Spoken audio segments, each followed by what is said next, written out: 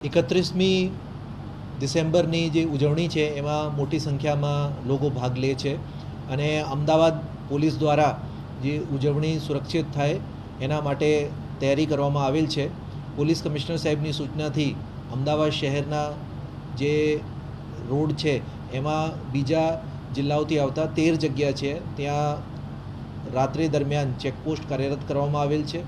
એનો ચેકપોસ્ટ ઉપર જે શંકાસ્પદ વાહનો છે એની ચેકિંગ કરવામાં આવે છે. એની સાથે કેટલીક જગ્યા છે જ્યાં મોટી સંખ્યામાં યુવક યુવતીઓ જે ભેગા થાય છે અને ઉજવણી કરે છે. એમાં આપણે સીજી રોડ છે, સિંધુ ભવન રોડ છે, એવા જે વિસ્તારો છે ત્યાં પોલીસ તૈનાત રહેશે અને શી ટીમ તૈનાત રહેશે. ખાનગી કપડામાં પોલીસ તૈનાત રહેશે જેથી મહિલાઓની સુરક્ષા થાય. એની સાથે સાથે કોઈ ધૂમ સ્ટાઇલમાં બાઇક કે અકસ્માત ના થાય એના માટે પોલીસ દ્વારા જે સરપ્રાઇઝ ચેકિંગ કરવામાં આવશે. એની સાથે સાથે બ્રેથ એનાલાઇઝરથી ચેકિંગ કરવામાં આવશે અને એમાં કોઈ પકડાય તો MV એક્ટ 185ના ગુનો દાખલ કરવામાં આવશે અને પોલીસ દ્વારા રાત્રે દરમિયાન વધુમાં વધુ પોલીસની હાજરી રાત્રે દરમિયાન રહેશે જેથી કોઈ પણ અનિચ્છનીય બનાવ ના બને.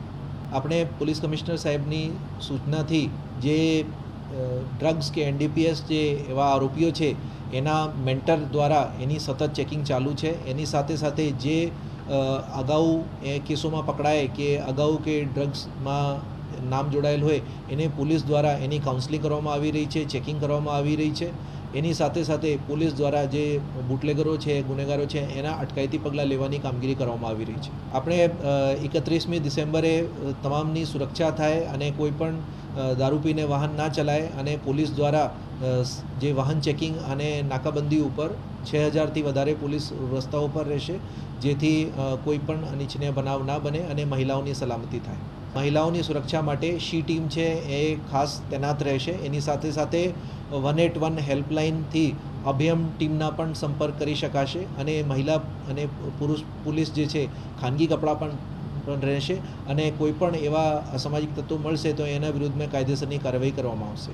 આપણે સિંધુ ભવન અને SG હાઈવે તેમજ CG રોડ એવા વિસ્તારો છે ત્યાં મોટી સંખ્યામાં માણસો એકત્ર થાય છે અને ઉજવણી કરે છે. ત્યાં પોલીસના બંદોબસ્ત તૈનાત રહેશે અને સમયસર ઉજવણી પૂર્ણ થાય અને શાંતિપૂર્વક પૂર્ણ થાય એના માટે પોલીસ ત્યાં તૈનાત રહેશે.